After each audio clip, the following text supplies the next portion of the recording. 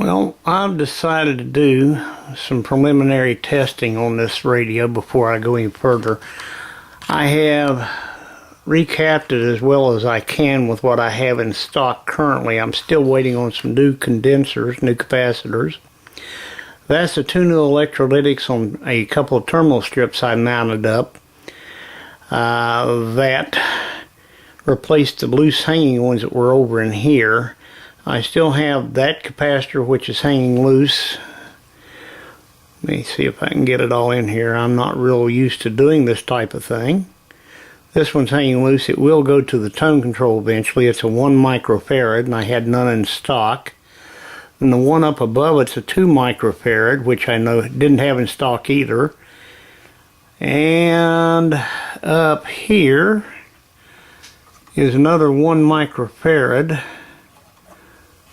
If I can find it here, and there we go, which, like I said, I didn't have in stock.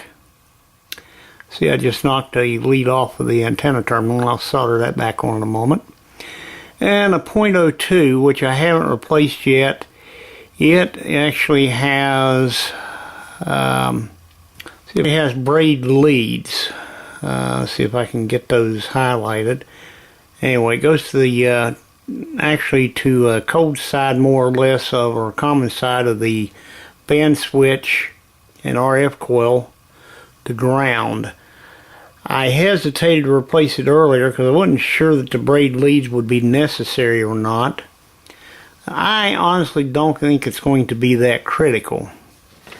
In the schematic, which I'll see if I can get here, that happens to be, get over here far enough. There it is, C21 off that band switch, and I really don't think that'll be critical, so I'm going to replace it with a standard capacitor. Right now, I'm getting ready to apply some voltage. I don't have any tubes in the radio. Apply some voltage with clip leads on the center tap of the power transformer to each side of the power transformer using the variable AC power supply and isolation transformer. According to my resistance checks or continuity checks I've done to this point, I don't think there's going to be any problem with this. Doesn't look like there's anything that's going to put an excessive load on the transformer, but we'll watch it here to see. I'll bring it up to about 40 volts input, and currently that gives me about 125 volts on the AC, and since I'm on 200 volt scale, I'll go ahead and switch it up to a 750 volt AC scale. It says 124 volts. Let's do the input. Let's see if there's any real current draw on this thing. Actually, none detectable. I'm not real happy with the current reading on this 1 amp mid scale. I'd like to have a low current AC ammeter. I'm going to have to work something up and expand the scale. But anyway, let's back on voltage. Let's take it on up to about 50 volts. I think that's 50. Well, actually it's a little higher than 50. 60 volts gives me 215. Let's bring it on up to about 100 volts. Gives me 296 volts on one side of the center tap. And again, no current draw to mount anything. 296 volts. Let me switch it off. Move my clip lead to the other side of center tap. And see if we're about the same. If I can get the clip lead on there. Right-handed, and try and do this with my left hand, and it there we go. I think I got it. Switch it back on, and 297 volts, which is very close to what we had. So no signs of any arcing, sparking, smoke, or anything else. So I think it might be safe to try some. I'll put a resistor across the point where the choke normally goes here in the power supply. Let's see, which would be right there, the bottom of across the bottom of C19 and C16, I believe they are. Anyway, across the two electrolytics, parallel to the voltage divider there. We'll see if we got DC voltage, and we'll try that out before I actually plug the speaker in, which has the choke on it. Okay, we're back now. I've got the 5Y3 rectifier in, and I have jumper leaded this 1000 ohm, since that's what the voice coil on this speaker actually measured, was about 1000 ohms. 1000 ohm 10 watt resistor in place of where the voice coil would go, and I'm getting ready to bring up the AC, and there we go. Check the DC voltage. Right now I've got 0 AC and 0 DC. I'll bring the voltage up to about 60 volts AC, and I see we've already got about 235 volts DC. This may not be exactly what the schematic will call for. I've coupled on the between ground and the first filter capacitor, which is right there. Let's bring it on up now. There's 80 volts input, and we'll go with 100 for right now. 100 volts AC, giving me about 389 volts, 390 with no load. So, let me shut the power down, get the 6F6. I'm going to do this more or less stage at a time. This chassis was missing a 6F6 when it came to me. I tested all the tubes, and I had marked them in some cardboard tubes and put them away for safekeeping pending this point. I had hoped to do this with the camera on a tripod, but tests I made a few minutes ago indicated that wasn't going to give good results either. And start bringing it up slowly. We'll go with about 60 volts AC input.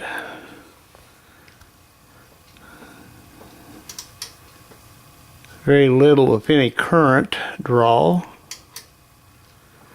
242 volts DC. And really no signs of anything abnormal in the chassis. Here we are at 80 volts input.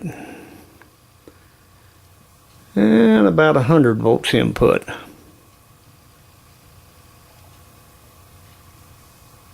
No sign of any overheating.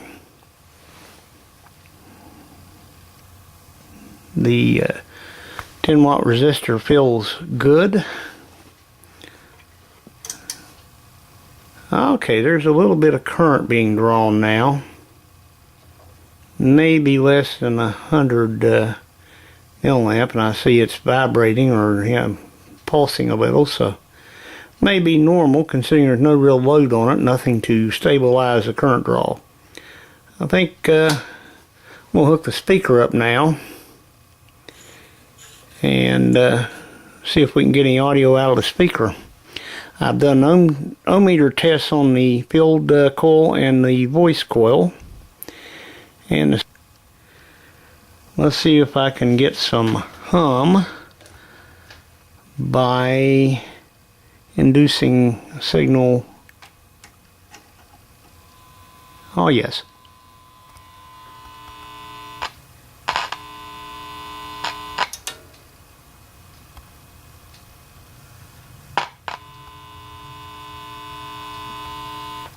So the audio amplifier is working. let me get my signal generator fired up here with the audio amplifier section, and I'll get back here in a moment. We'll inject some audio into it and see what happens. Okay, we're back, and I have hooked up my Heathkit signal generator I've had since I was a teenager. I dug it out of the dust pile here the other day and cleaned it up, and it seems to be working. Anyway, I've hooked it up with audio. I've got 100 volts AC input currently, about 274 volts, where is it, there we go, DC. And now let's turn up the audio gain. Hey, we have audio.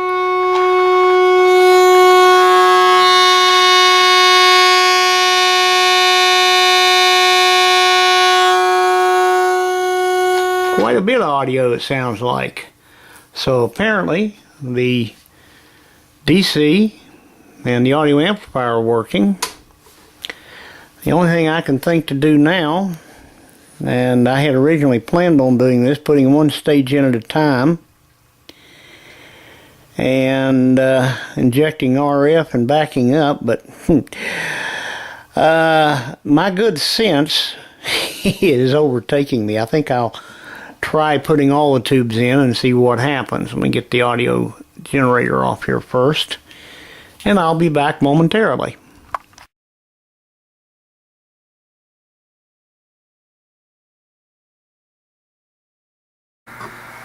Okay, I have the tubes all back in the radio now, and I put the camera on a tripod, so hopefully the picture will be a little bit better.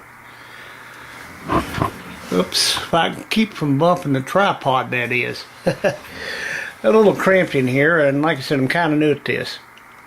Anyway, I'll start the power out turned off. Tubes are all in. Speakers plugged in. And this yellow clip lead, well, you can't really see it, but there's a yellow clip lead here my hand had hold of. Let me see if I can pan it a little bit. There we go. That's connected up to the antenna jack. And we'll start off bringing the power up slowly. And so on. No voltage whatsoever. Let's bring it up to about 40 volts AC. And I see the DC's climbing. Bring it on up to 80. And level off at about 100. Really no current being pulled yet. Starting to climb a little bit. I'll leave it there. Let's turn the volume up. Hey, and what do you know? I'm not sure what band I've got this on. I think it's a broadcast band. And there's something coming through. I typically don't get good AM broadcast reception out here for some reason or another. But in fact, I'm hearing something surprises me. Oh, that's short wave. Let's go to broadcast now. I'm going to think that's probably broadcast there.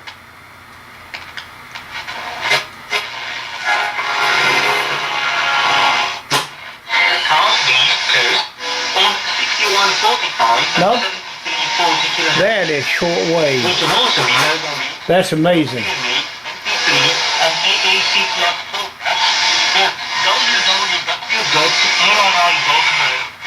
That surprises me no end. And I'm drawing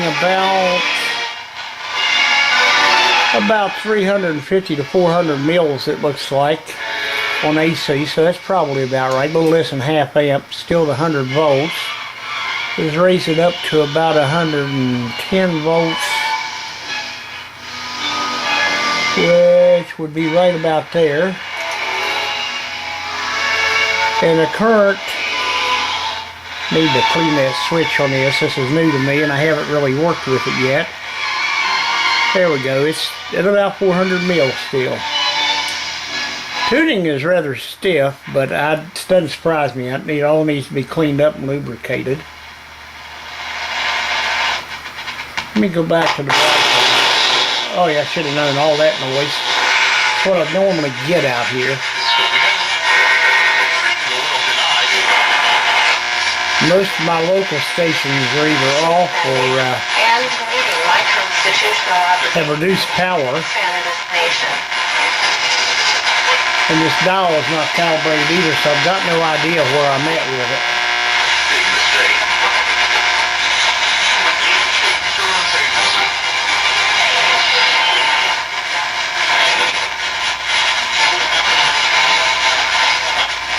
Okay, so I'd say that's about what I normally get on broadcast. I'm going to go to the middle shortwave band here. See if there's anything on it. I was on the high shortwave band, I think.